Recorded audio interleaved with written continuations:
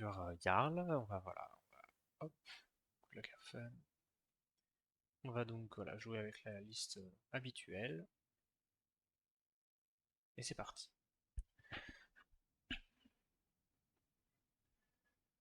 Hop, ça charge. Alors cette fois il va jouer Sledge, donc on va avoir un gameplay un peu différent, c'est cool. Heart of Ice qui est joué aussi à la place de Tunic, Boots of Omnisword, très bien, et Crown of Providence. Ok. Alors on a une main pas trop mal. On va pitch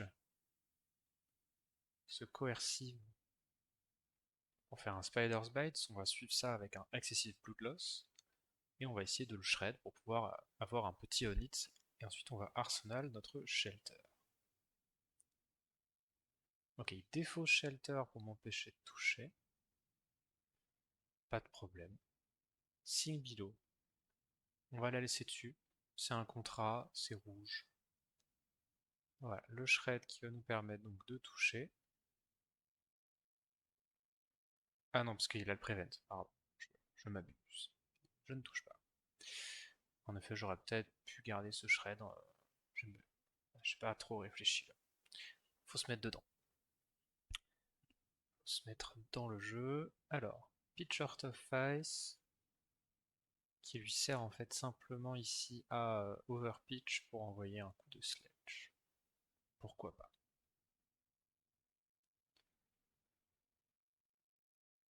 On va juste proposer un block shelter. Voilà. Alors, je dois payer un parce que Heart of Ice. Hop, on va pitcher avec Oasis.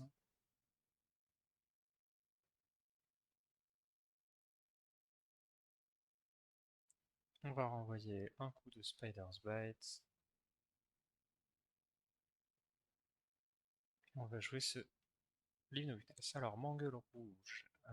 Est-ce qu'on a envie de le laisser dessus? On va dire qu'on va le laisser dessus. Parce que là, si je pioche ma défense réaction, et ben ça va beaucoup l'embêter. Parce que je vais pouvoir ban ces 3 mangles, ce qui est très puissant. Très bien, hop, on finit le tour là-dessus. Heart of Ice suivi de Sledge, voilà. On est sur une formule qui fonctionne. Hein, donc. Alors,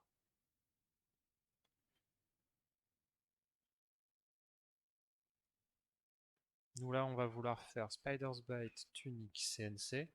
Donc les deux autres cartes vont pas nous servir. Donc là, on va bloquer 6, prévenir quelques dégâts.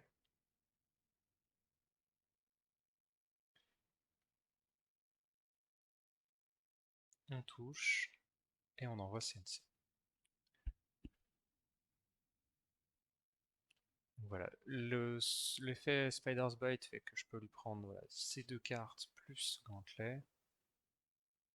Très ok. Alors, là, heureusement qu'il m'a pas fait un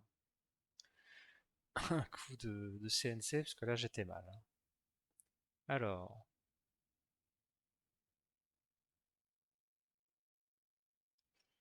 pour l'instant je vais garder mes blocs équipement. Là on va Sin below ce Fate for Sin. Ok, on obtient un sigil.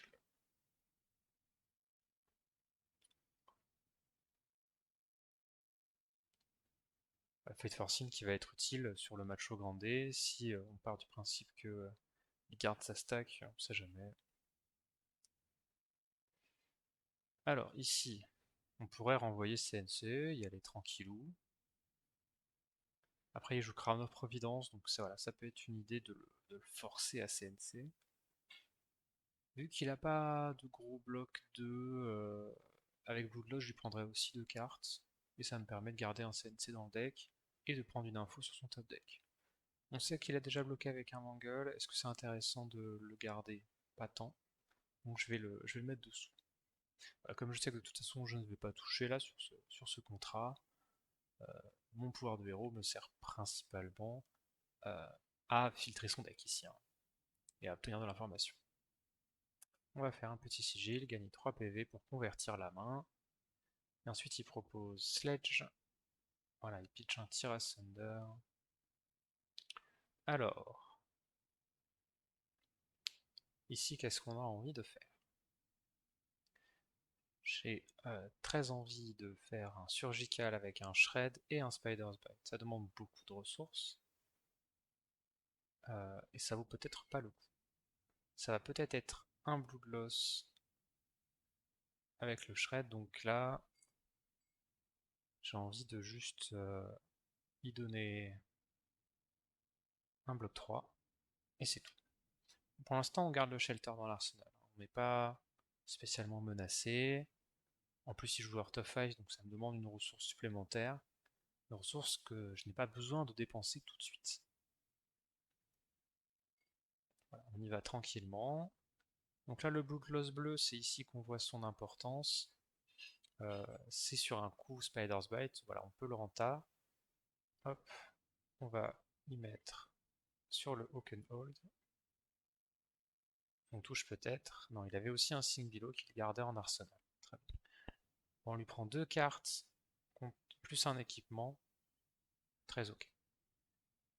Alors, donc là il fait un Sprout Strength, et ensuite il me renvoie un gros Sledge cette fois, qui arrive à 9. Donc là j'ai envie de vous dire qu'on pourrait se permettre de blocs, et ensuite de payer pour ce shelter, libérer l'arsenal.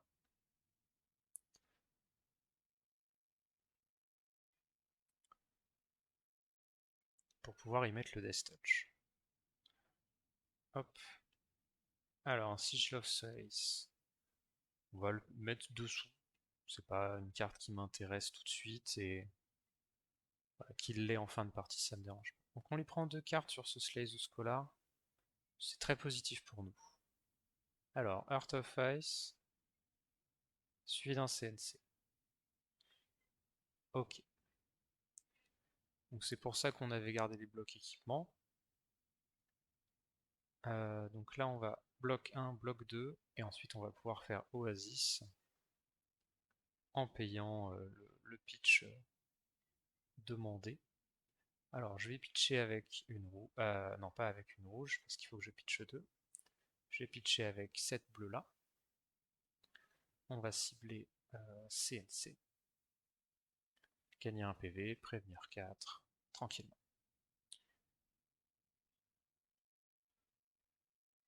Alors là, je pense que je pourrais envoyer Death Touch à, entre guillemets, vanille en payant ce Slay.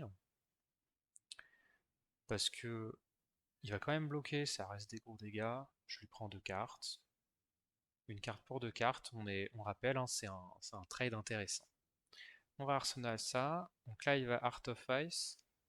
Moi, je vais vouloir, en réponse à ce Heart of Ice, Tunic. Pourquoi? Comme ça, je vais pouvoir payer mon Hunter or Hunted en ne pitchant qu'une seule bleue. Très important.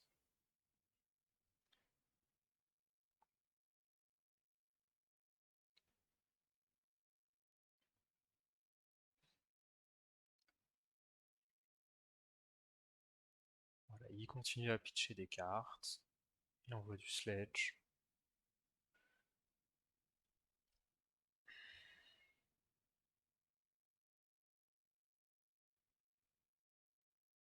Alors, on dirait que ça a bugué. Ah non, c'est bon. Hop, Hunter or Hunted. Et on a juste à pitcher avec une Singbilo. Alors, il en a déjà joué un seul. Voilà, faut faire attention avec l'art. Et bah écoutez, c'est deux silver. Moi, j'aime bien.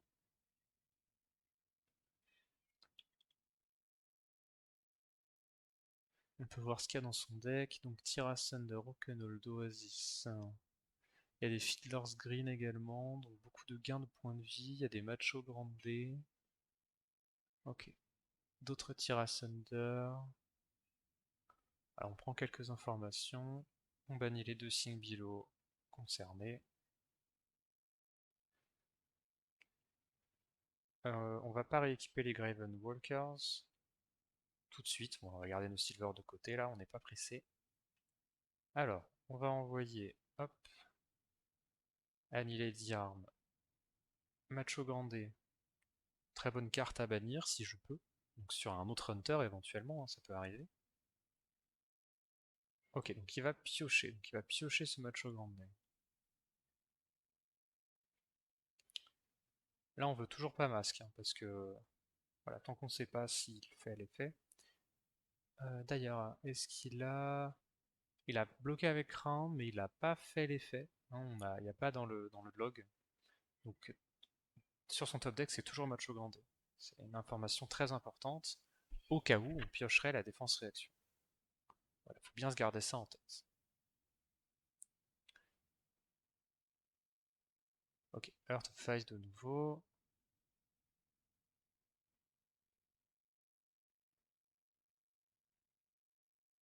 On n'a pas pioché la défense réaction, malheureusement.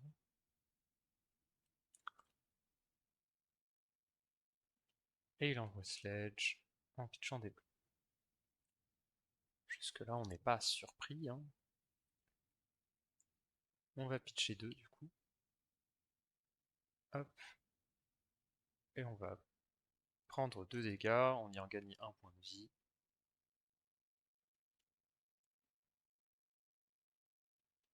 Toujours pas, voilà, on n'est pas pressé. Alors on va envoyer un coup de Spider's Bite en pitchant ce Vanilla Diarm. Donc là, vous voyez, c'est une situation où je suis à peu près sûr de toucher. Donc on va essayer d'avoir du silver. Spider's Bite a touché. Voilà, il bloque 1. Ça me, ça me fait comprendre qu'il a une réaction. On va le laisser jouer sa réaction, on n'est pas pressé. Ok. Euh, on va jouer Cut to the Chase. Shelter from the Storm, ça va dessous. On va essayer d'avoir un silver, comme on a dit.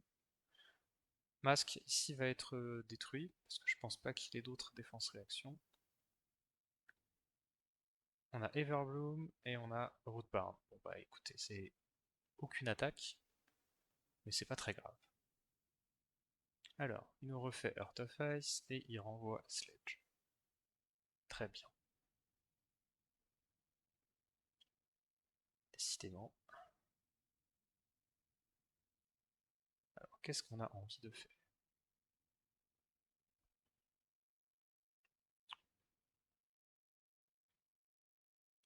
Je pense qu'on va jouer Fate Forcing en pitchant Fate Forcing. Alors, Cut, ça va aller sur le dessous du deck. Là, c'est pas ce que j'ai envie de piocher, Cut.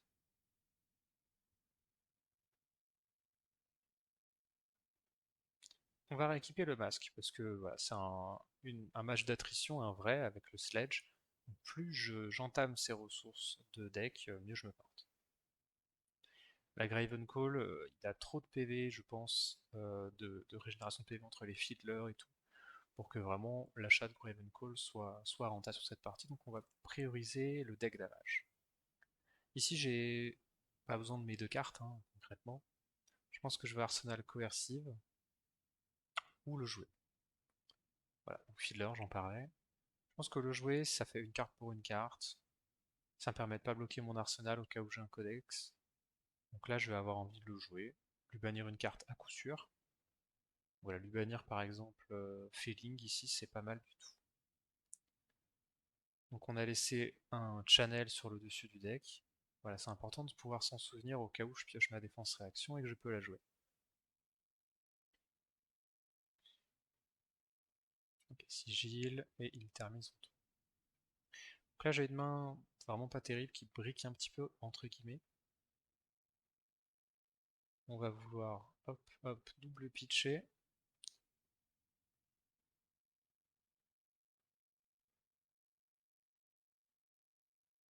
Puis repitcher ici.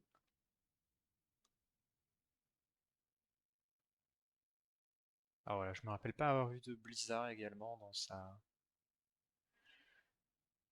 dans sa liste quand j'ai regardé avec ma défense réaction tout à l'heure, donc je me sens assez safe de faire un groupe pitch vraiment bien sale ici. Donc là on va pouvoir fermer la combat chain pour jouer Codex, il a l'arsenal plein, on se rappelle, hein. On ne fait pas de Codex s'il n'a pas l'arsenal plein. Et on va renvoyer un CNC. Donc on est sous Spider's Bite, on a un pondeur, on a réussi à pitcher 3 cartes. Donc il fait un double fuse. Bah, je peux pas payer 2. Donc il va me péter mes flick knives. Écoutez, pas grave. Moi j'aurais visé Tunic à sa place, au vu de comment la game se déroulait. Alors je l'ai pété son Ruban Carapace. On va mettre euh, les deux cuts côte à côte, c'est pas une bonne idée je pense. On va mettre le shred, puis le sink, puis le cut, et on va arsenal ce Slay the Scholar. Il me renvoie Sledge à 5, on va profiter du bloc de masque ici. Alors, j'aurais tendance à vouloir faire un Slay into Coercive, il joue beaucoup d'actions, mais ça reste tendu, hein. Slay, Coercive, et après j'envoie CNC, c'est un plan. C'est un plan. 36, 36, 38, machin, ok. Écoutez, c'est un plan qui mérite d'être tenté. On va le tenter. On a un genre d'opt 4, voilà. Une action, on va bien la laisser sur le dessus du deck, elle nous permettra d'obtenir notre go again. Donc on a même le choix des actions, ce qui est plutôt cool. Alors le channel, du coup, on s'en fiche. Imposing Edge, on s'en fiche. On va bannir Crumble ici. Et au cas où, si on hit, on aura aussi le channel. C'est vraiment du luxe, quoi.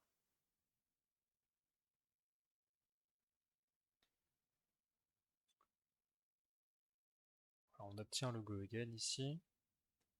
Et voilà, on va. J'hésite à envoyer ce. Ouais, on va faire ça comme ça. Donc là, on va faire une petite exception, c'est qu'on va codex alors qu'il a l'arsenal vide, pour la simple et bonne raison qu'il m'a déjà donné une carte de sa main. Donc ça veut dire que si je codex, il doit m'en donner une seconde, et du coup il ne reste plus que deux cartes. Il n'a pas le droit de défense-réaction, et ses attaques-actions bloquent un de moins sur le prochain bloc. Donc ça veut dire qu'il ne pourra pas efficacement bloquer ce CNC. Sauf s'il a deux actions. Ce n'est pas le cas. Je sais pas, il va peut-être revenir sur son bloc parce il a du mal voir le Spider's Bite. En tout cas, on sait qu'il a un Oakenhold. Ouais, ok, il est gardé là-dessus.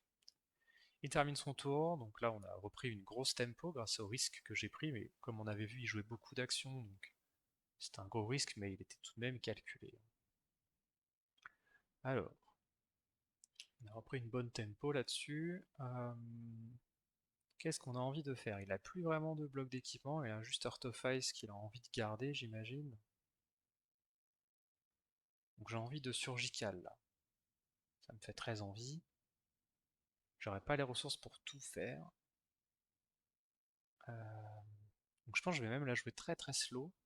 On va juste surgical en pitchant de rouge. Autumn Stush bleu sur le dessus du deck. C'est une carte qu'on n'a pas vue encore.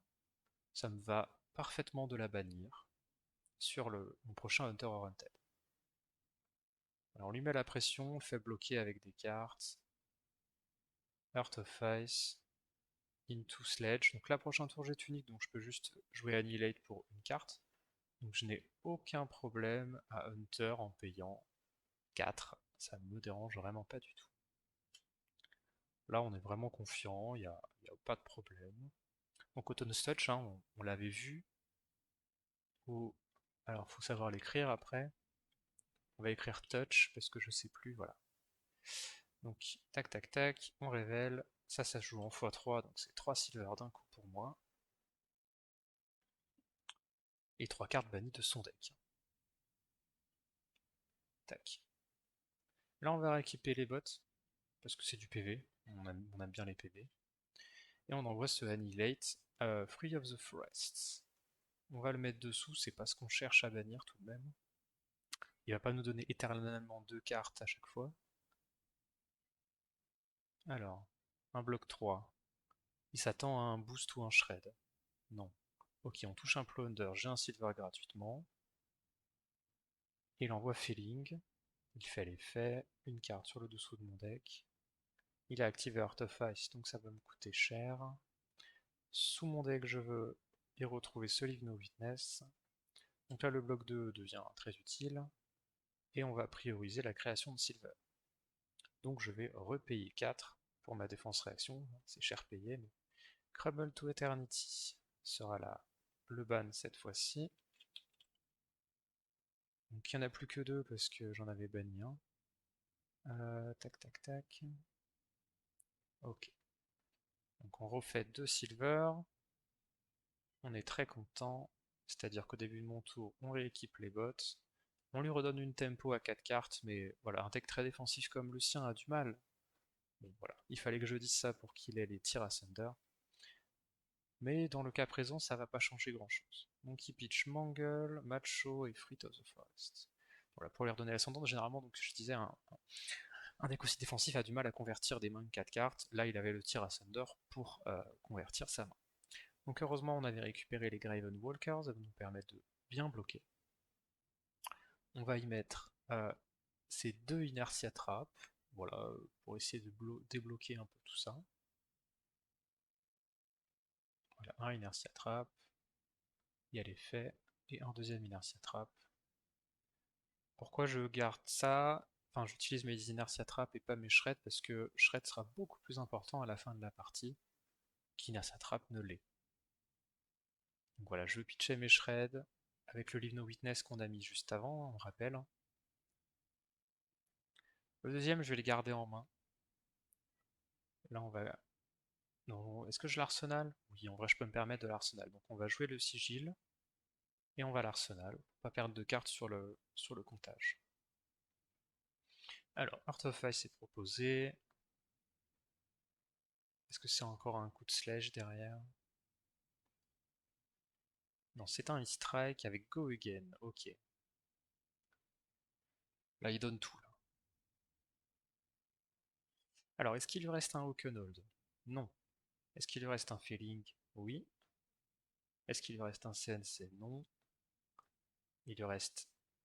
Alors, il y a un Tir Asunder ici, et c'est tout. Donc, il lui reste Tir Asunder, donc je vais garder mes bots. On va prendre quelques dégâts, mais on va garder les bots. Alors là, qu'est-ce que j'ai envie de faire? Je sais qu'il va faire 5 et ensuite il va faire 6. On va bloquer 3, ça c'est sûr. On va prendre 2. Il va envoyer Sledge.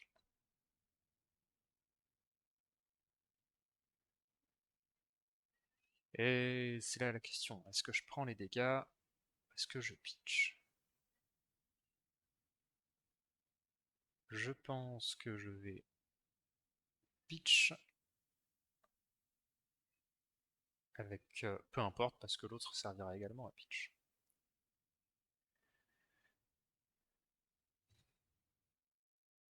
Voilà, donc l'autre va servir à faire un petit coup de Spider's Bite, tout mignon, qui paye pas de mine, mais qui me permet de mettre mon coercive sous le deck pour plus tard. Donc Heart of Face de nouveau, il aime bien cette carte. Ça, il n'y a pas de problème, il l'aime bien. Alors, Plowhunter, Shred va partir sous le deck, c'est pas très grave. C'est pas très grave. Alors, là, ça va être un simple bloc 4 avec ce Fate Forcine. Ah oui, il faut payer 1. Donc on va payer 1. Surgical, il va partir sous le deck.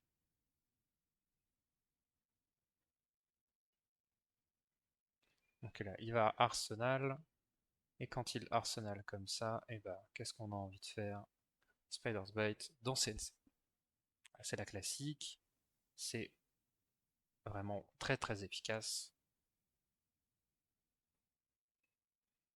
On lui prend un tir asunder et un posing visage là-dessus, c'est très puissant.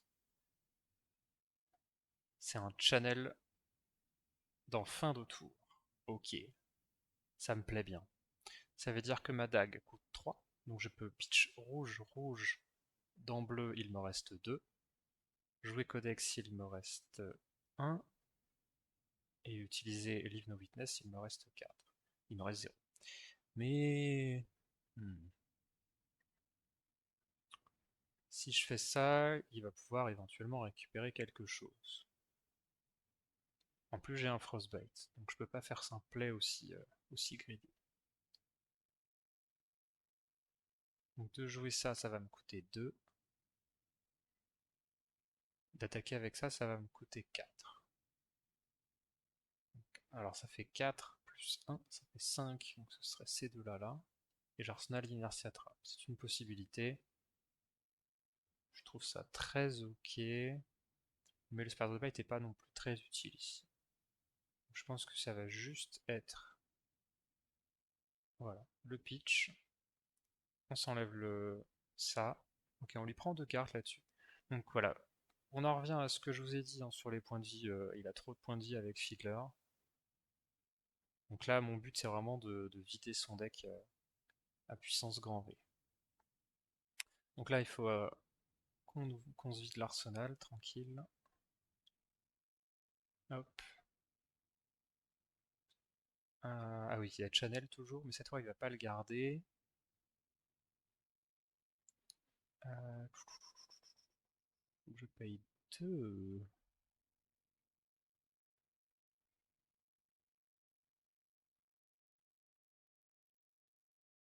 Ah, on va payer comme ça, comme ça. Et on va également y mettre le Fate Force. Ça sur le dessus, ça ne m'intéresse pas. Là, je vais juste Arsenal.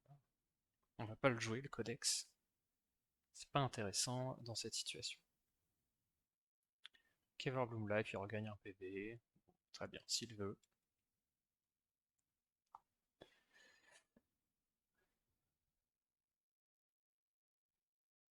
Il regagne un PV. Il regagne encore d'autres PV. Il a plein de PV. Hein. Ça, on peut pas lui enlever.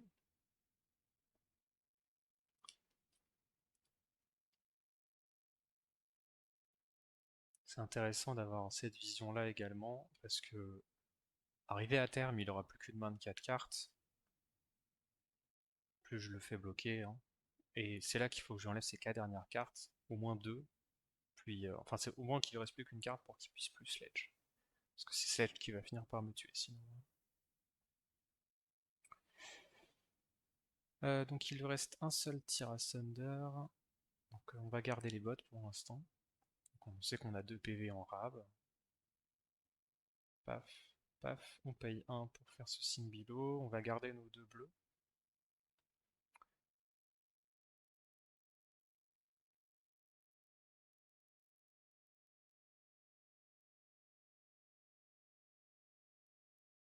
Alors, qu'est-ce qu'on fait ici?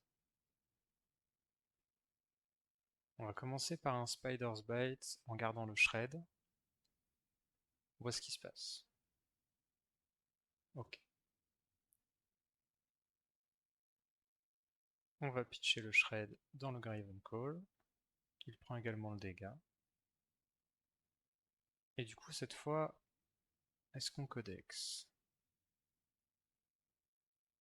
C'est risqué pour moi. Je pense que je le fais. Parce qu'il est sous Spider's Bite, donc ça reste très chiant pour lui de bloquer, hein, même si il récupère une carte potentiellement puissante, comme Feeling of the Crown.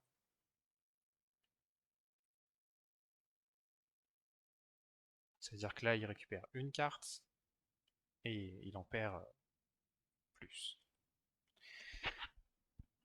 Ou alors c'est un trade de une carte pour une carte de son deck, théoriquement, puisque son arsenal, bah, il était déjà au cimetière. Et il a perdu juste une carte de sa main. En arsenal, un CNC, c'est plutôt solide. Alors, 0 coups de sledge, Mangle, fruits, macho qui reviennent. Mangle, fruits et macho, on se rappelle. On essaie de se rappeler. Alors, à mon tour.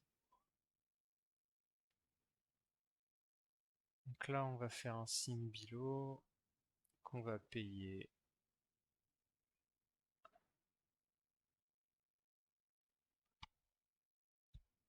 Qu'on va payer avec. Est-ce qu'on a envie de sortir le CNC tout de suite de l'arsenal? Non, parce qu'il a rien à casser là. Qu'on va le payer avec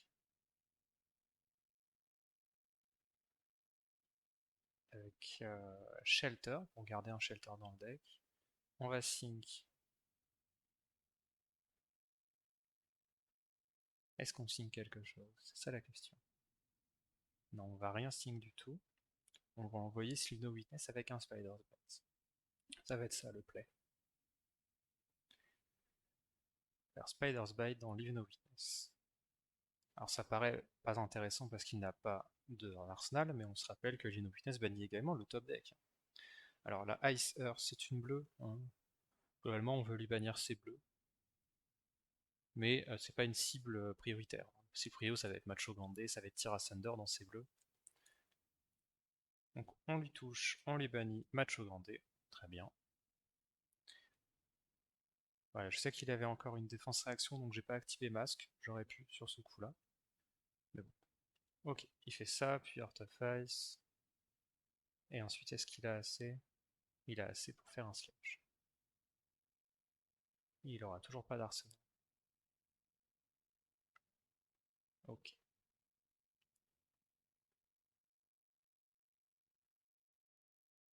Donc là, moi, je vais vouloir faire Leave No Witness et Shred. Donc ça va me coûter 3. Donc ça va être Under the Trapdoor. Donc je vais bloquer avec ce Plunder the Poor et prendre 3 dégâts.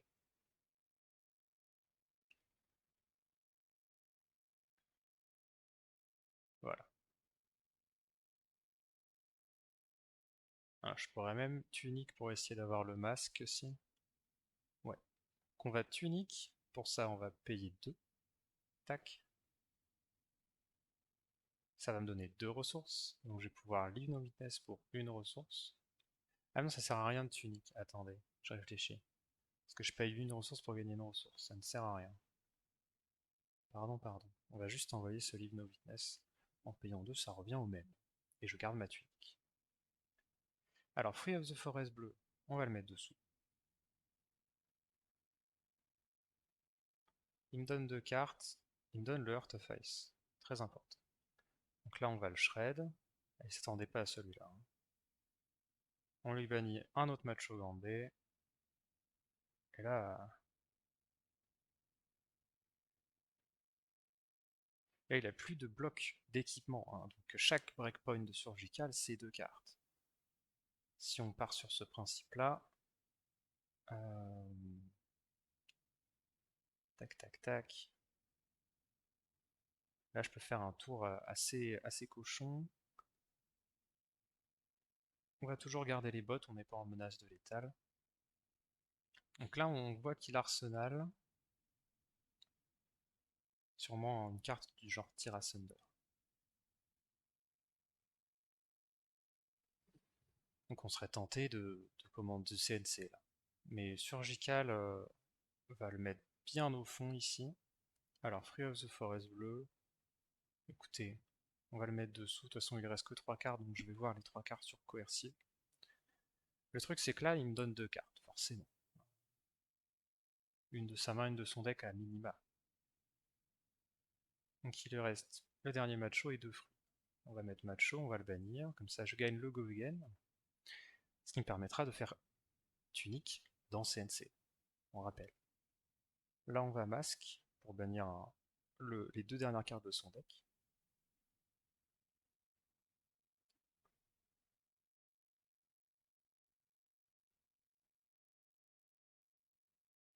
Et là, il est dans une impasse, hein. Donc ça va hit. Ça nous permet de récupérer hop, les 2 dernières cartes de son deck. Ah, il veut refaire. Il va jouer Pulse of Loft. Ça me met un Frostbite. Bah, je vais payer le Frostbite, c'est pas grave. Parce que derrière, moi, j'ai un truc qui est assez sale. Qui fait que je hit. Je lui bannis 2 dernières cartes de son deck. Je regarde sa main. J'y bannis, peu importe, celle-ci. Ce qui fait que dans son deck, il lui reste que 2 bleus, hein, donc il peut plus gagner concrètement parce que moi il me reste encore des surgicales. Donc coup de game à tuer.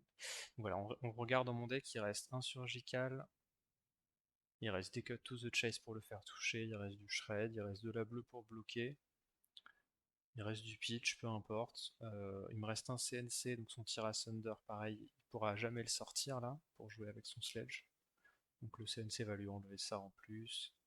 Voilà, il me restait bien assez de dégâts pour le terminer et gagner la partie. Donc voilà, qu'est-ce qu'on en retient de cette partie? C'est que dès que j'ai fait mon premier Hunter Oriented, j'ai pu voir que dans son deck il avait énormément de gains de points de vie. Donc j'ai pas du tout focus mon plan de jeu sur Graven Call et faire Graven tous les tours. J'ai plutôt focus mon plan sur vider son deck le plus rapidement possible, donc en priorisant Mask of Perdition. Donc ça m'a permis d'arriver à un endgame où je le force à une situation impossible, avec un surgical plus un shred que j'avais pitché au préalable exprès pour cette situation. Le coercif qui vient mettre le clou au cercueil, qui me permet de bannir 3 cartes de son deck, une carte de sa main, et en plus je lui force un bloc entre guillemets qu'il perd, donc c'est vraiment une carte de plus. Donc voilà, c'est vraiment, il n'y avait rien de plus à faire de son côté, c'était perdu. Donc voilà, on voit que j'ai fait 8,91 de value par tour. C'est pas un deck qui fait de la value comme on l'entend, donc c'est pas choquant, hein, faut pas se choquer de ça. Lui, il a fait 9,13, alors pourtant il faisait souvent bloc 6 et envoyait Sledge à 6. Après voilà, il a énormément pitché dans Heart of Ice, ce qui l'a aidé hein, en soi. Moi ça lui a permis que je paye très cher mes cartes.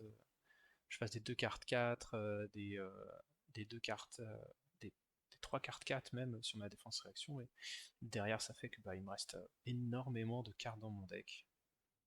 Et puisque je pitchais beaucoup plus tout simplement. Et voilà. En tout cas, merci d'avoir regardé et puis à la prochaine.